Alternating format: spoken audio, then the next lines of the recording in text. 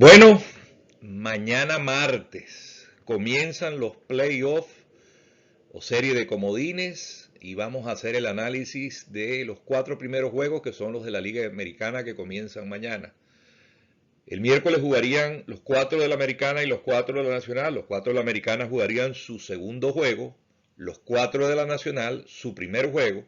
El jueves jugarían el tentativo, si hace falta, tercer juego de la Liga Americana, de los equipos que van a jugar en la Liga Americana, y el segundo juego de la Liga Nacional, y el viernes jugarían los cuatro equipos de la Liga Nacional en caso de necesitar un tercer juego.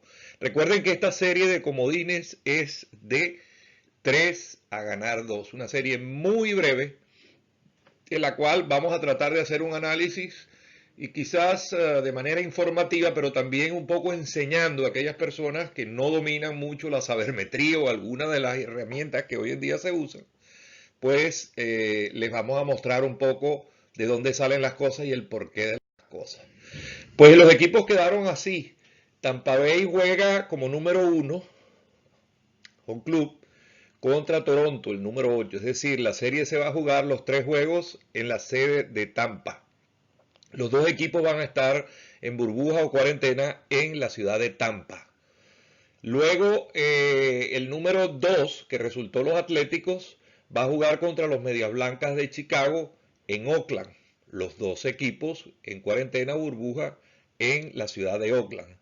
El número 3, que resultaron los Mellizos de Minnesota, se van a enfrentar a los Astros de Houston en la ciudad de Minnesota, los dos equipos en cuarentena o burbuja en la ciudad de Minnesota. Y por último, en la ciudad de Cleveland van a jugar los Indios contra los Yankees, quienes tuvieron el número 5. Como ven, aquí están los pasos a seguir. Los equipos que logren ganar en las dos series de arriba, Tampa Bay o Toronto, New York o Cleveland, jugarían en San Diego. Se enfrentarían los dos equipos ganadores. Y los equipos ganadores entre Houston, Minnesota o Medias Blancas y Atléticos jugarían en la ciudad de Los Ángeles. Ahí sí ya sería una serie de 5 a ganar 3. Comienza como home club ya bajo la misma modalidad anterior el equipo que tenga el menor número, es decir, que haya clasificado más arriba en los números que tenemos anteriormente.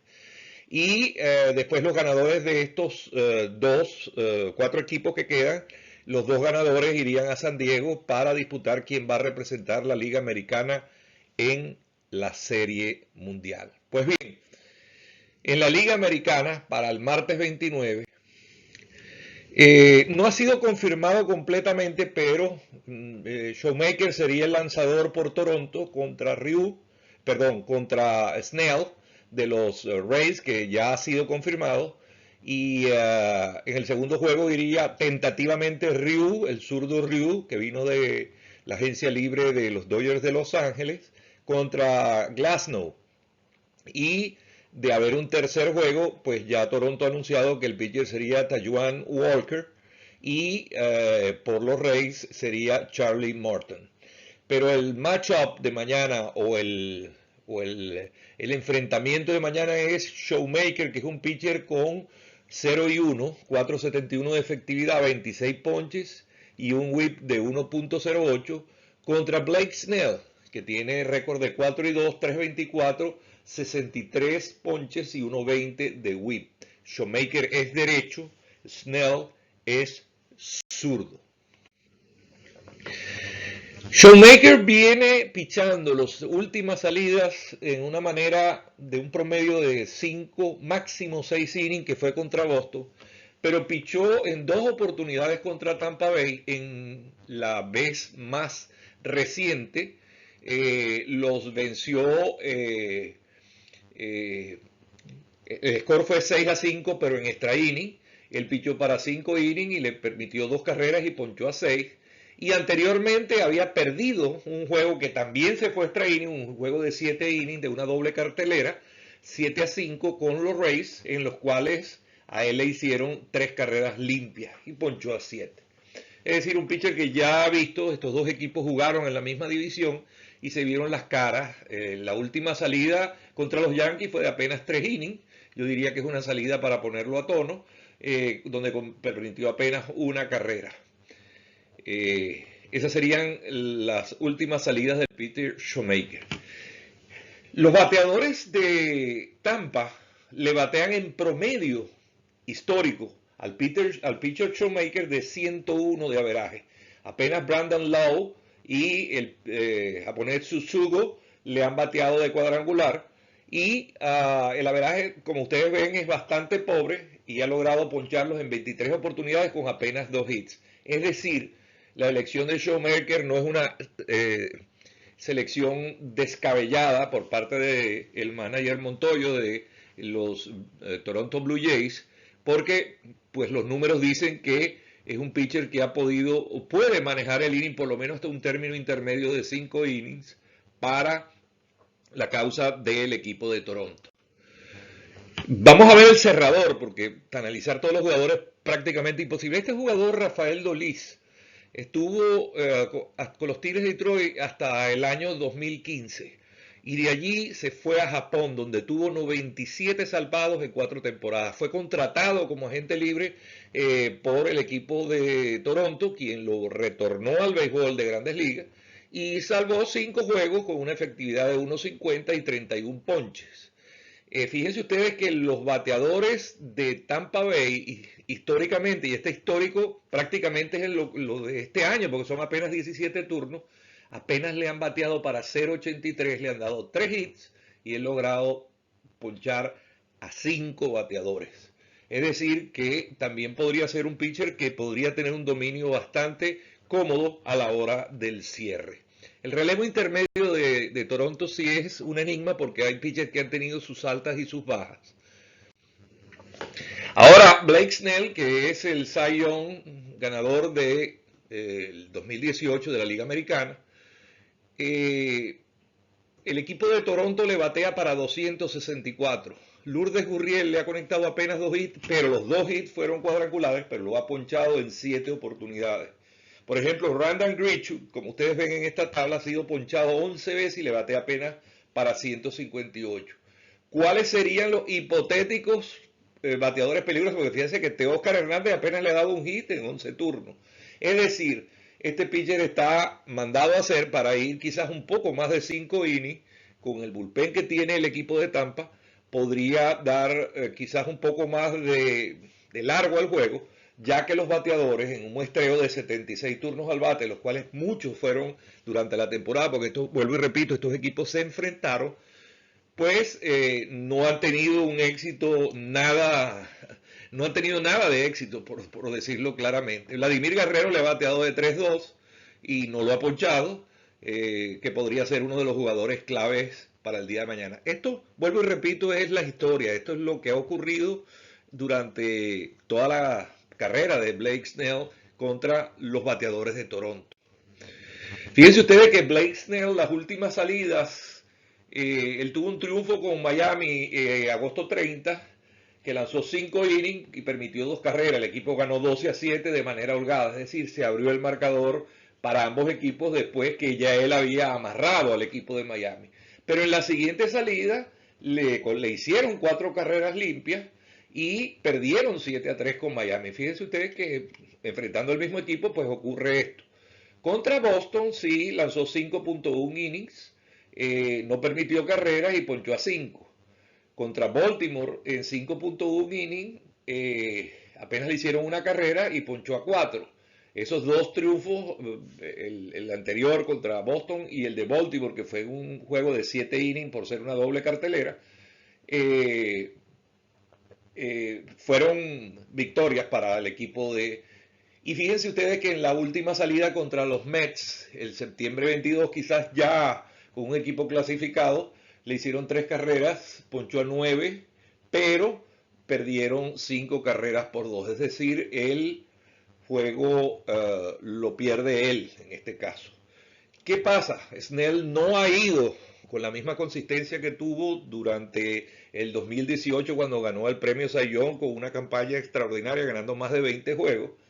Y es un pitcher que ha ido hasta 5 innings. La buena noticia es que el bullpen de Tampa Bay, el manager Cash, lo ha manejado de una manera muy inteligente y ha alternado durante toda la campaña y en verdad los pitchers, todos sin excepción, son bastante rendidores. ¿Quiénes son los relevistas? Bueno, el cerrador para mí más importante es Nick Anderson. Nick Anderson es un caso muy especial, es un jugador que apenas a los 28 años, ya después de mucho tiempo en las menores, sube el año anterior con el equipo de Miami. Los Marlins lo contratan, le dan un contrato y lo suben a Grandes Ligas. Y resultó tan bueno que se fue en un cambio al equipo de Tampa Bay, en el cual también se entregó otro pitcher del abridor a Tampa Bay y recibimos un novato y el lanzador relevo Steinek, que son jugadores de futuro. Pues Anderson ha hecho un trabajo extraordinario con el equipo de Tampa Bay, tiene 6 salvados, 0,55 de efectividad y 26 ponches. Fíjense ustedes que el equipo en 12 turnos, que no es un muestreo muy grande, pero para un cerrador podría representar alrededor de unas 3 o 3 veces, apenas le batean 0,42. Le han dado un hit solamente y ha ponchado a 3. Es decir, el pitcher Anderson puede ser un freno muy importante para la toletería de Toronto. Ahora vamos al siguiente juego, Yankees y Indios. Este es un juego que yo digo que es el juego de la temporada, de los playoffs, o quizás es el juego más importante para ambos equipos. Se van a enfrentar el ganador del Cy Young del 2019, que es Gerrit Cole, jugando para los Astros de Houston, en contra del virtual ganador del Cy Young, Shane Bieber, quien tiene récord de 8-1, 1.63 de efectividad y 122 ponches en una temporada de 60 juegos. Él gana la triple corona y por eso creemos que es prácticamente seguro que sea el Cy Young de la Liga Americana. Esto va a ser el duelo del siglo. Por su parte, los Yankees irían con Cole en el primer juego, tentativamente con Tanaka, y si hay un tercer juego sería una combinación o abrir Happ y relevar Montgomery o viceversa. En cambio, los Indios sí tienen bastante claro que van a ir con Bieber, van a ir luego con Carrasco y en caso de necesitar un tercer juego iría Dan Plesac. Aquí hay una noticia importante que surgió el día de hoy. Mañana le va a quechar a Gerrit Cole, Kyle Higashioka.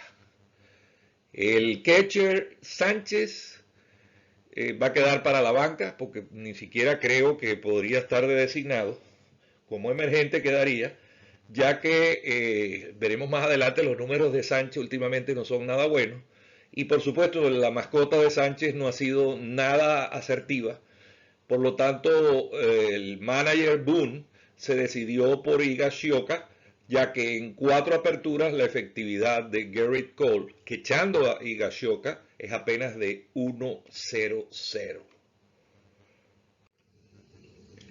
Gerrit Cole le batean 0.89 en 60 turnos, los bateadores de Cleveland.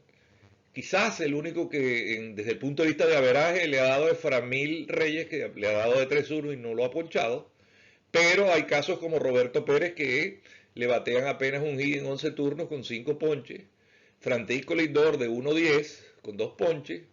Y el jugador más peligroso ahorita, en este momento más encendido en las grandes ligas, José Ramírez, le batea históricamente de 7-1 con 2 ponches. Es decir que ya viendo las características de este tipo de pitcher, podemos predecir que habrá un duelo de picheo en este primer encuentro, que va a ser un encuentro electrizante completamente. Las últimas salidas de Cole han sido 5 innings, 6 innings, 7 innings, 7 innings y 7 innings, las últimas 5. Y fíjense ustedes que salvo la salida de Tampa Bay, que le hicieron 4 carreras y apenas perdió 5 carreras por 3, las 3 últimas salidas han sido de 1 o menos carreras, incluyendo un shutout o blanqueo de 7 innings contra Baltimore, en el cual ganaron 6-0. Pues ha mantenido un ritmo de ponches alrededor de 8, promedio de 8 por juego en las últimas salidas, lo cual presume que el pitcher pues está en una forma impecable para este encuentro. Fíjense ustedes que este análisis lo voy a hacer únicamente por estos dos pitchers que se van a enfrentar porque son pitchers de una categoría de muy alto talante. En el 2020, el pitcher Cole empleó 53% de su lanzamiento con una four-seamer, una recta de dedos separados, de 4 dedos. Y la slider con 24.7, la curva con 16.7 y el cambio con 5.6% de las veces. Ahí está más o menos el promedio de velocidad y cuántos lanzamientos le hizo a los zurdos y cuánto le hizo a los derechos. Esto es parte de lo que estamos tratando de explicar para que aquellas que quieran aprender un poco de todo esto, esta información es pública, puedan ver qué ocurre con un pitcher. Pero en el 2019 él utilizó muy poco el sinker, el cual no apareció esta temporada. Recuerden que Cole cambió de equipo y cambió de coach de picheo. Y ahora tiene el four-seamer, el slider, la curva y el cambio. Pero haciendo un análisis entre una temporada y en otra, vemos que ya no usa contra los zurdos, mayoritariamente, la slider, sino que la usa de una manera menos oportunidades. Y adicionalmente mantiene más o menos el mismo perfil de recta de cuatro costuras, slider, curva y cambio, más o menos tiene un porcentaje similar de uso. Es decir, no ha habido un cambio en las características. Lo único es que contra bateadores zurdos ha sido mucho más cauteloso con el slider. Eso tiene su porqué y obviamente eso ha sido parte de los cambios que ha implementado el pitcher Cole de un año a otro. El cerrador, Aroldis Chapman, 3 salvados apenas porque estuvo mucho tiempo fuera por el COVID y una efectividad de 3.09. Le batean 106 apenas, le han dado apenas 4 hits en 11 turnos, no le han dado a cuadrangulares, en 25 turnos, perdón, y ha ponchado a 11, es decir, ha sido dominante de una manera contundente contra la toletería de Cleveland en un muestreo de 25 que serían alrededor de 3 o 4 relevos. Por su parte, y hago la mención a Zach Britton, porque Britton fungió de cerrador en la ausencia de Chapman y resulta que los Yankees se presentan ahora a un playoff de esta naturaleza con prácticamente 2 cerradores, pero ambos cerradores son zurdos.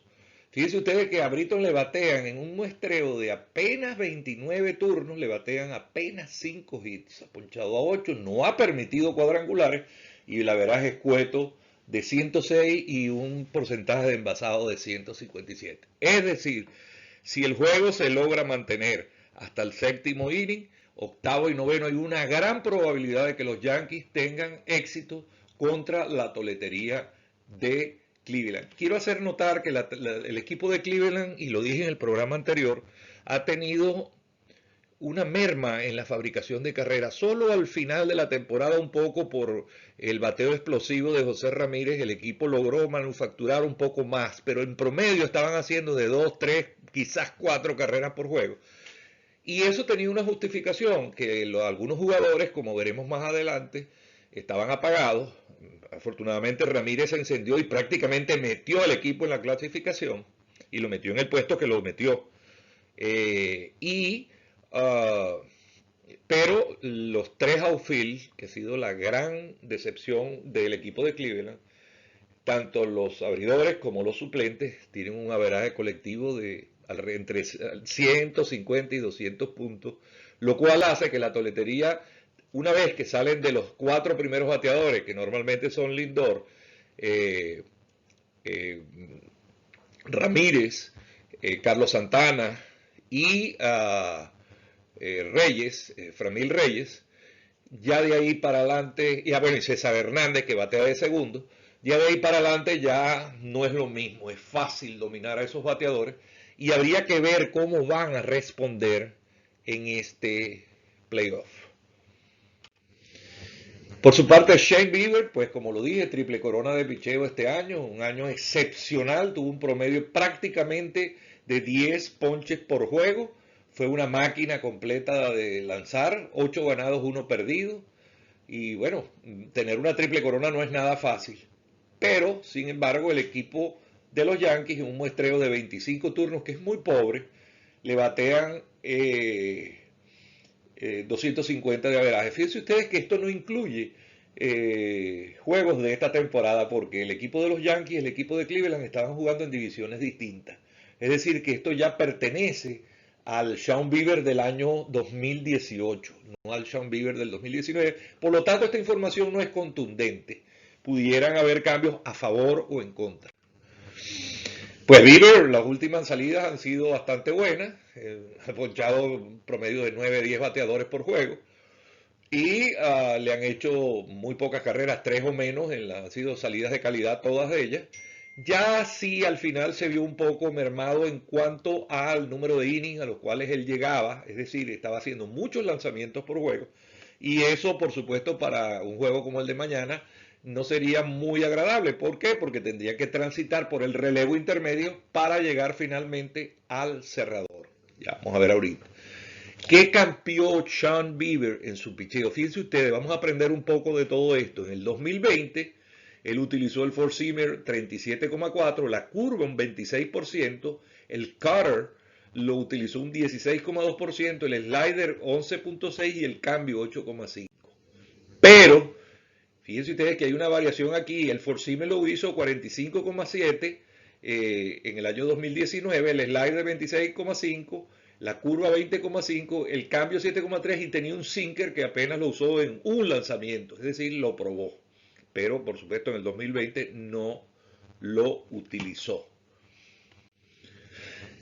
¿Cuál fue el cambio? Bueno, que de lanzar 26,5% de sus lanzamientos en slider, apenas lo redujo a un 11,6%.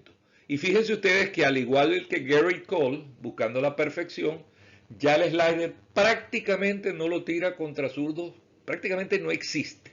Y antes lo tiraba por lo menos de una forma representativa. Pues ahora ya no existe.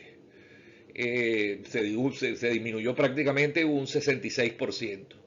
Y el cutter, que ha sido un lanzamiento nuevo que no tenía, pues lo está utilizando un 16,2%. Es decir, sacrificó un poco más el four-seamer a expensas del cutter y aún una disminución del slider. Obviamente la curva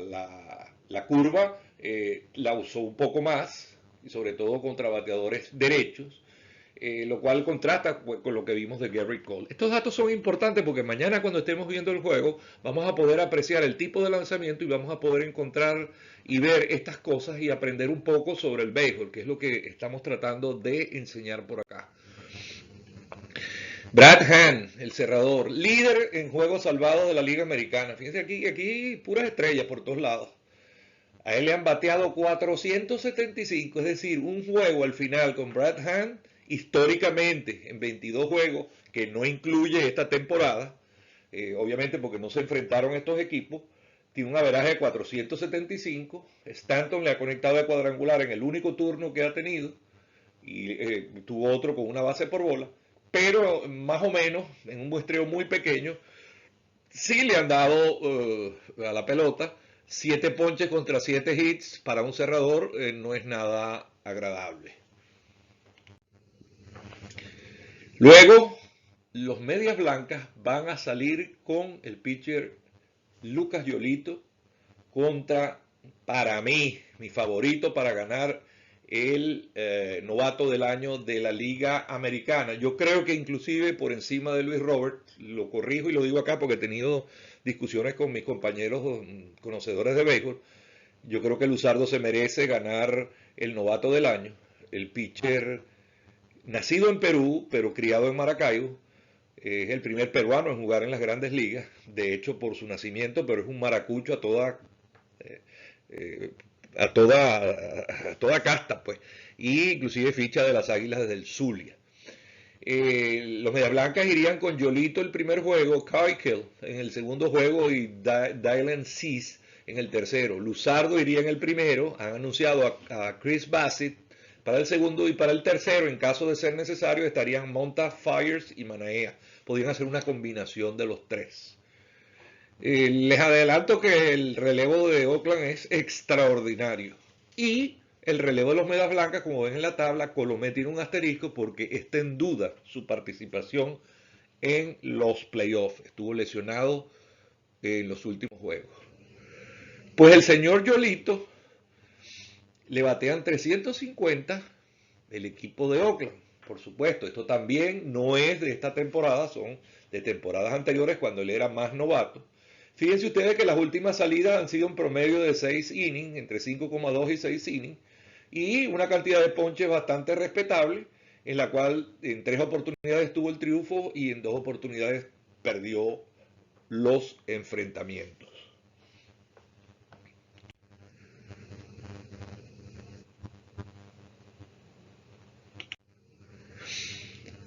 Debemos recordar que Lucas Yolito, dentro de esos triunfos que tuvo un no-hit no-run el día 25 de agosto y ponchó a 13 contra los Piratas. De verdad, fue un logro muy importante de este pitcher que viene en franco ascenso y prácticamente se ubica como uno de los mejores pitchers de la liga junto a Gerrit Cole y a Sean Bieber. Alex Colomé, que sería el cerrador, que está en suspenso ahorita, le batean 3.91. Le han dado 10 hits y ha ponchado a 8 apenas. Le ha dado 11 bases por bola. Esto, vuelvo y repito, histórico, quizás es parte de la carrera de él contra Oakland, jugando para los Medias Blancas del año 2018 y anteriormente cuando lanzaba para el equipo de Tampa Bay, es decir, era otro Colomé. Jesús Luzardo tiene las últimas salidas, una de 4.2 innings, una de 7 innings muy buena contra Houston, que le dio el triunfo 3 carreras por 2, al igual que la salida que tuvo contra San Francisco, septiembre 19, en plena pelea por las posiciones más importantes de la Liga Nacional, pues los blanqueó durante 6 innings, ponchó a 7 y apenas recibió 5 hits y no dio ninguna base por bola, que para un pitcher zurdo es extraordinario. Y el último juego que lanzó el septiembre 24, que creo que fue un juego también para ponerlo a tono, contra el equipo de los Dodgers, le fabricaron 3 carreras en 3 innings. No ponchó a nadie. Veremos hasta dónde puede llegar Luzardo. Tiene la ventaja de que el equipo de Oakland es un equipo que posee un cuerpo de relevistas muy bueno. Por su parte, el cerrador Liam Hendricks salvó 14, segundo detrás de Brad Hand en la liga americana, y le batean 383. Esta sí es una muestra histórica. Vuelvo y repito, Medias Blancas y Atléticos no se enfrentaron en esta campaña por ser de divisiones distintas, pero esto incluye también cuando Liam Hendricks fungía como abridor. Pero de todas maneras se ve que hay algunos jugadores aquí de la época más contemporánea, pues le han bateado de una manera pues buena a él. Esa sería una incógnita. Liam Hendricks es un pitcher amargo en el último inning. Así que veremos, es una interrogante cómo va a venir contra la gran toletería de los Medias Blancas, que es una máquina de bateo. Por su parte, fíjense ustedes que esto es contradictorio. El line de los Medias Blancas tiene la mayoría de sus grandes bateadores batean a la derecha, salvo Yasmani Grandal, que batea a las 2 manos, que normalmente contra pitcher derecho lo ponen a la zurda, y Nomar Mazara. También Moncada batea a las 2 manos, y al igual que Yolmer Sánchez, pero en líneas generales, el corazón, José Abreu, Encarnación, Eloy Jiménez y el mismo Roberts son bateadores derechos. Pero fíjense ustedes que al pitcher zurdo en 21 turnos apenas le han dado 2 hits y ha ponchado a 11. Es decir, ha sido muy efectivo. Así que estén atentos porque veríamos muy probablemente en un octavo inning, en un juego favorable, a este zurdo que de verdad tiene un récord y es un zurdo difícil de batear.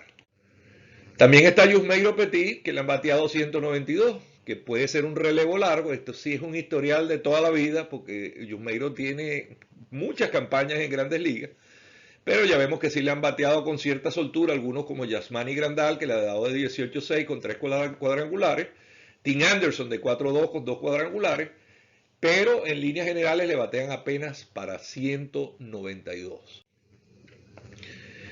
Por su parte, quiero destacar que el pitcher Dickman fue el pitcher que tuvo más juegos en hold, es decir, juegos que los mantuvo para que el equipo pudiera llegar al 9º inning al cerrador en toda la liga americana. Fíjense ustedes que Minnesota, que vamos a hablar de ellos después, tiene a Duffy, tiene a Romo, tiene a Trevor May y Tyler Clippard en esta lista, digamos, muy privilegiada. Aquí aparece también el pitcher Whitgren de Cleveland y el pitcher Karinchak de Cleveland, que también son uno de los motivos por los que Cleveland llegó donde llegó.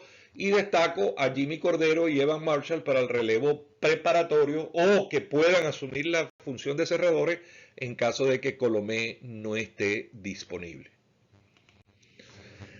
Y por último tenemos el juego entre Zack Greinke y Kenta Maeda. Houston dice que iría el primer juego con Greinke, no han avisado quién sería el juego, podría ser Javier o McCullers, y el último juego al revés, McCullers Urquidy o Javier Urquidy, dependiendo de ellos.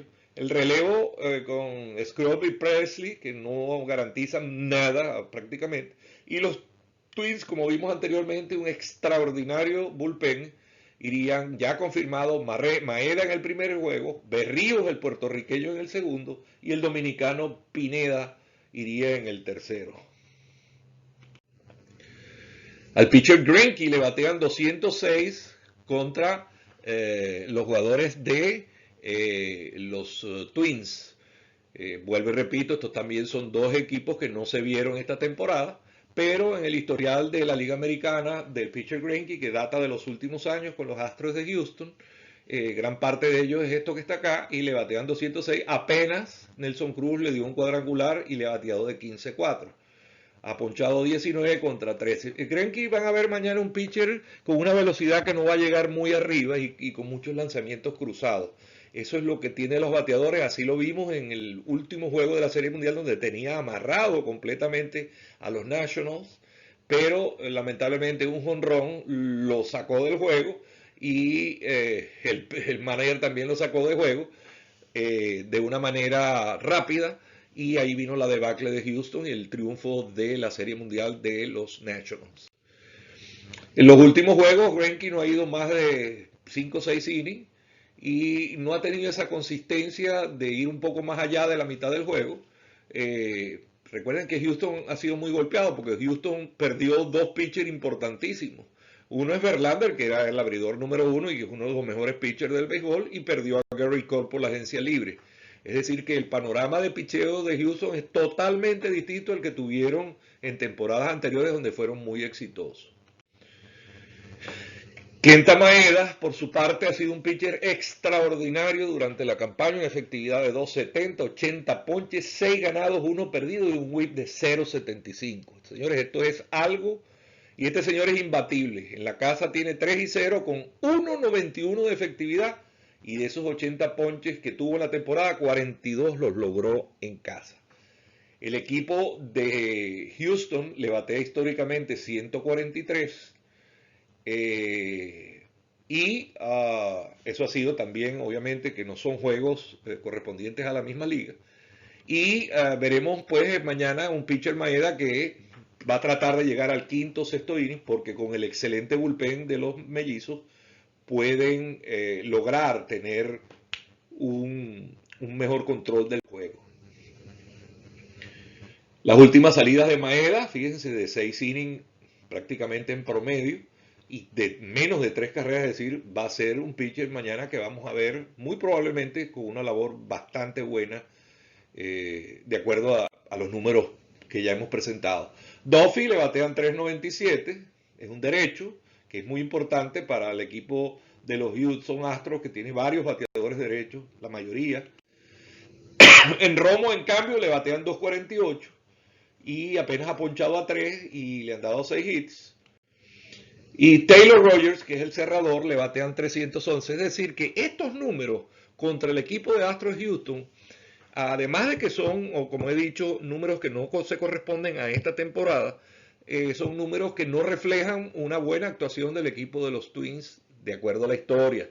Pero obviamente todos estamos claros que el béisbol es hacia adelante, no hacia atrás. El momento que está atravesando el equipo de Minnesota es totalmente distinto. Tyler Clippard, 2.89, 2.77 de efectividad y 0 salvados, pero tuvo una cantidad de holds muy importante. 2.89 le batean y le ha dado de cuadrangular Martín Maldonado y George Springer. Ambos derechos, por cierto. Trevor May le batean 486. Es decir, la historia no favorece a los jugadores relevistas de los mellizos. Pero el bullpen de los mellizos en esta temporada ha sido extraordinario. ¿Cuáles son las interrogantes de este equipo? Josh Donaldson no se sabe si va a poder jugar, tuvo calambres en la pantorrilla y está como un interrogante para el juego inicial en la tercera base. Obviamente eso ha llevado a tener jugadores como Arraez o el mismo Marwin González que pudieran alternarse en esas posiciones y Byron Buxton que estuvo explosivo en los últimos 15 días de la temporada tiene una conmoción cerebral y pareciera que de los dos es el que menos tiene chance de jugar. Por supuesto, los mellizos tienen el outfield totalmente completo con otros jugadores, pero la presencia de Buxton sería tremendamente importante, ya que prácticamente de los tres outfield que estarían en juego, que son Cave, el centerfield Kepler, que es el primer bate, y el jugador puertorriqueño zurdo que tiene en el right field, pues Buxton sería interesantísimo tenerlo allí, quizás por Cave. Bateo colectivo.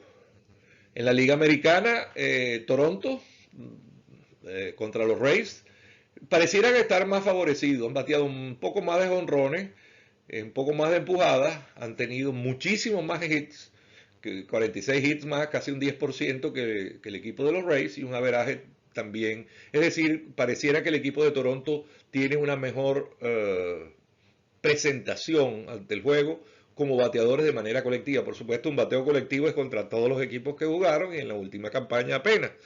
Lo que va a pasar en los playoffs, como vimos, puede también predecirse o entenderse de acuerdo a la historia de lo que ha ocurrido contra esos pitchers y otras cosas más que veremos más adelante. Los Yankees también muestran un bateo superior al de los indios. Ya dijimos que el equipo de los indios le cuesta hacer carrera, apenas superan a los Yankees en two base y están más o menos igualados en triples, pero los Yankees se lo llevan en jonrones y en base por bola, en averaje y en on-base percentage. Es decir, que pareciera que los Yankees tienen un mejor equipo ofensivo, pero tienen una muralla muy grande que se llama Shane Bieber.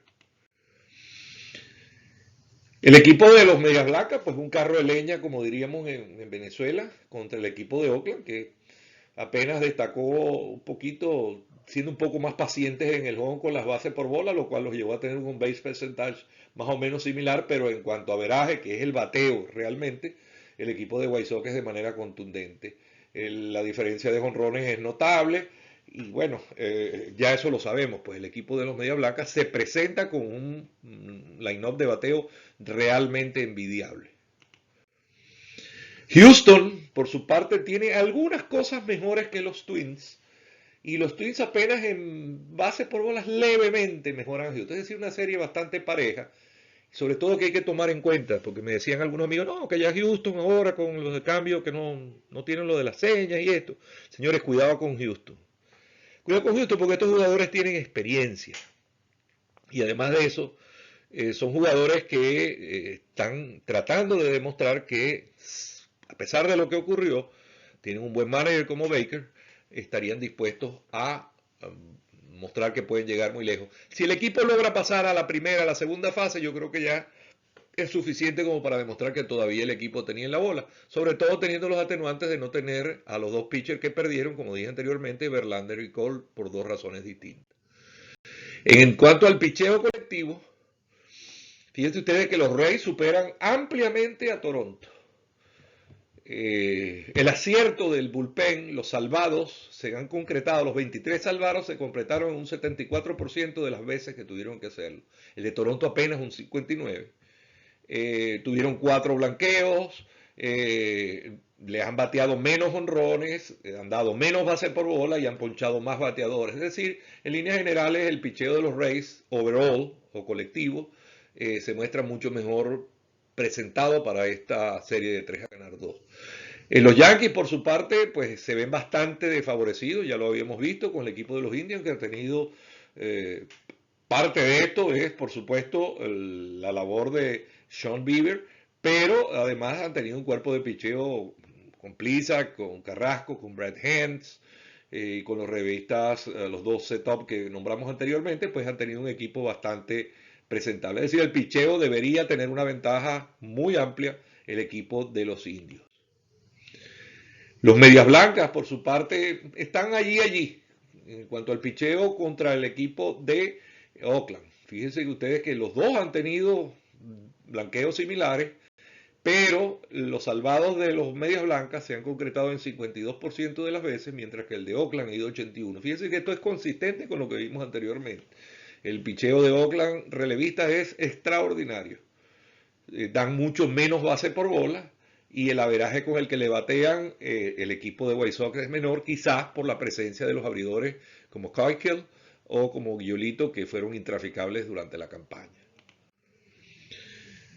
Por último, Houston y los Twins, pues se ve un amplio, por supuesto, en los salvados se los lleva, el núcleo de salvado de Houston y de la parte final de los relevistas ha sido bastante desastroso. Y los equipos de los Twins en el colectivo, pues la mayoría de los departamentos pues están favorecidos. ¿Quiénes son los jugadores más calientes en los últimos 14 días? Esto es tremendamente importante porque yo he hablado mucho en estos programas de que hay jugadores que se transforman en una especie, cogen una racha y son los que arrastran o pueden arrastrar un equipo. Pudiera ser que alguno de estos que ya vienen encendidos sigan encendidos en los playoffs y puedan ser los jugadores más valiosos o que puedan llevar. Hay un caso muy patético que José Ramírez metió a Cleveland en los playoffs. Batió 396 en los últimos 14 días, dio 6 honrones, empujó 18 carreras y apenas se ponchó 10% de las veces que estuvo al bate. Él normalmente tiene alrededor de 20% de porcentaje de ponches por turno al bate. Y sin embargo estuvo muy por debajo. Y bueno, Limagio, el gran campeón bate de la liga, flamante campeón bate de la liga, terminó la campaña a todo vapor, batió para 400, 9% de ponches por vez al bate, dio 4 jonrones y empujó 13 carreras. Es decir, este fue uno de los factores por lo que el equipo terminó de concretar su clasificación, que estuvo en vilo durante un tiempo. Lourdes Gurriel, por su parte, también contribuyó de una manera notable a lo que respecta al bateo de Toronto. 3.80, 4 jonrones, 8 empujadas y 32% de ponches por vez al bate. Aquí está siendo un poco alto para el nivel de él. Él normalmente está en 20-25. Y el gran Giovanni Urshela, nuestro querido Urshela de Colombia, ex Águilas del Zulia, pues se ponchó apenas 10% de las veces y empujó 7 carreritas que fueron buenas, no dio cuadrangulares, pero batió para 354. Esto es importante saberlo por allí. Y por otro lado, vamos a mostrar los que estaban flojos al final de la campaña. Francisco Lindor los últimos 14 días batió para 188 de averaje y se ponchó el 13% de las veces, lo cual es bastante bueno y tuvo bastantes bases por bola, pero en cuanto a bateo, es decir, al chocar la bola, no fue nada asertivo, apenas un cuadrangular y como dije, 188 de averaje. Esto es fatal para el equipo. Él batea normalmente de primero o de segundo y es el jugador o uno de los jugadores más insignes junto con Ramírez, que mostramos anteriormente que estaba muy caliente. Entonces hay que esperar a ver qué pasa con Lindor, si fue una cuestión temporal y ahora con su experiencia ya de haber jugado varios años en Grandes Ligas, pues remata en estos juegos de una manera contundente. Clint Frazier, por su parte, apenas batió 237, dio 3 honrones que fueron muy importantes, 7 carreras, pero se ponchó 34% de las veces. Y Framil Reyes de Cleveland, que aparece como field, pero en realidad él es el designado, que es un jugador que fue muy importante a mediados de campaña, apenas batió para 209, dio un cuadrangular y se ponchó el 40% de las veces. Él normalmente está en un 30%. Randy Arozarena, el cubano que impactó bastante, dio en 2 oportunidades 2 honrones en un juego, pues apenas batió para 257, lo cual no es tan malo para él porque está empezando en Grandes Ligas, pero mostró mucho poder, ahí hay 3 cuadrangulares de eso, uno un doble juego y uno sencillo, y 37% de las veces se ponchó, eso sí es grave. Matt Olson, señores, que es un jugador que en algún momento estuvo muy caliente en la temporada, el primera base, pero poncharse la mitad de las veces de los turnos al bate y batear para 178 en el medio, bateando de cuarto, quinto, en un line-up donde se perdió el tercera base estelar de ellos, Chapman, es grave, gravísimo. Entonces, esto pudiera ser un síntoma de que si este muchacho no se recupera bateando a la zurda en esa serie que tienen pendiente, pues puede provocar una caída del equipo de Oakland brutal. Y esta sería una de las justificaciones. Por su parte, bueno, Gary Sánchez, señores, 211, dio 3 honrones, sí como no, se ponchó 26% de las veces y ese es uno de los motivos por los cuales va a estar en el banco el día inaugural.